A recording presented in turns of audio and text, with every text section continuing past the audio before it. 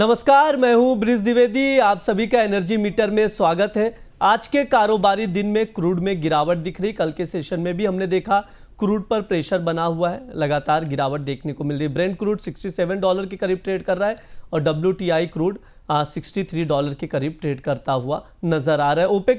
OPEC plus की Sunday को meeting भी है। क्या कुछ निकल कर आ रहा है? उम्मीद ये जताई जा रही है कि प्रोडक्शन इंक्रीज किया जाएगा।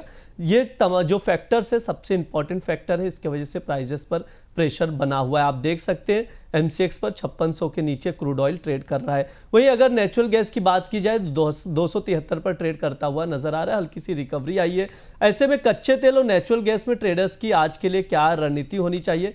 कच्चा तेल खरीदें या बेचें? इस पर बात करने के लिए हमारे साथ जुड़ रहे कमोडिटी समाचार सिक्योरिटीज के को फाउंडर और हेड रिसर्च अंकित कपूर जी। सर, बहुत बहुत स्वागत है आपका द बोनस में।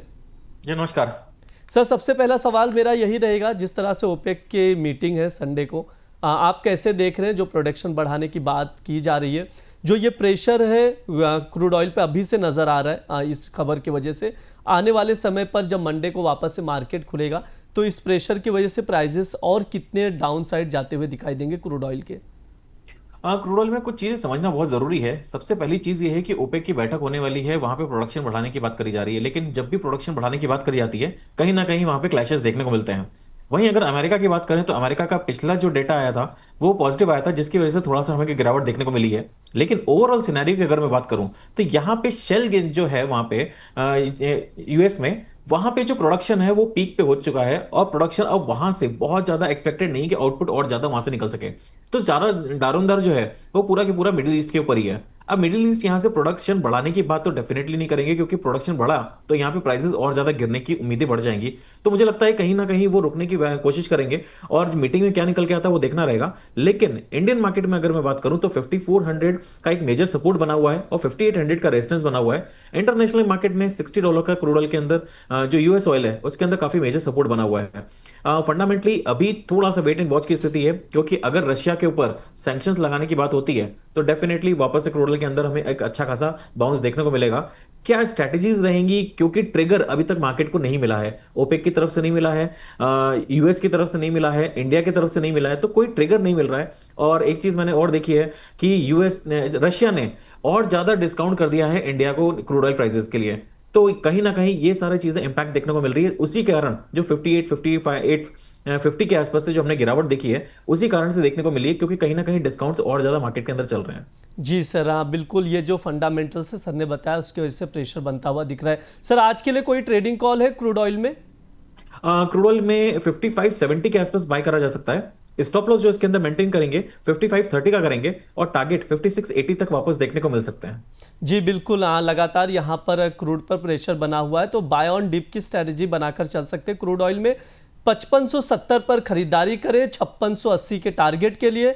5530 का स्टॉप लॉस लगाने की यहाँ पर सलाह दी जा रही है। आप देख सकते हैं स्क्रीन पर ट्रेडिंग कॉल शो किया जा रहा है, उसके अकॉर्डिंग आप ट्रेड लेकर चल सकते हैं क्रूड ऑयल में। अब नेचुरल गैस की ओर रुक कर लेते हैं, नेचुरल गैस पर भी बातचीत कर लेते हैं। अभी देख रहे हैं हम लोग 273 का भाव चल रहा है।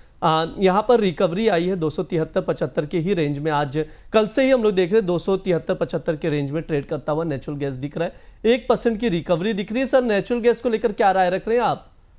लास्ट टाइम जब हमने बात करी थी नेचुरल गैस के अंदर तो एक क्लियर इंडिकेशन दिया था कि गंगोत्री पैटर्न बना हुआ है वीकली चार्ट पे। तो 255 से 250 के बीच में हमने खरीदारी की राय दी थी। 253 का लो लगाया है और इस समय 274 के आसपास चल रहा है। जिसने भी खरीदारी करी है करीब करीब उनको 20 रुपए का प्रॉफिट यहाँ पे मिल रहा होगा, तो पार्ट प्रॉफिट यहाँ पे बुक कर सकते हैं। लेकिन इसके अंदर ट्रेंड जो है अभी पॉजिटिव रहने वाला है और 290 तक के टारगेट्स अभी ओपन है। कोई भी अगर गिरावट वापस से मिलती है तो यहाँ पे पार्ट प्रॉफिट बुक करा जा सकता है। कोई भी गिरावट अगर वापस से मिलती है तो 255 से 250 का लेवल वापस है, सेम लेवल पे वापस खरीदारी कर सकते हैं। पोजिशनल स्टॉप लॉस 225 का रहेगा और आने वाले टाइम में 290 तक के टारगेट्स देखने को मिल सकते हैं। वहीं अगर मैं इंट्राडे की बात करूं तो इंट्राडे में अगर कोई भी शॉर्ट टर्म में गिरावट आती है तो 268 का लेवल याद रखिएगा, 268 के आसपास खरीदारी करें।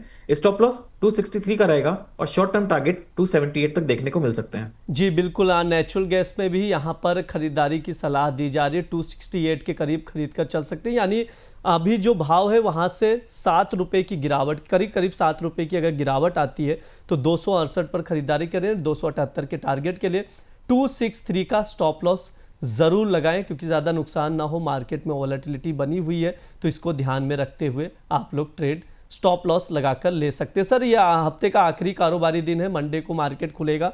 सर, क्या राय देंगे ट्रेडर्स को, किन चीज़ों पर ध्यान रखकर चलने की ज़रूरत है?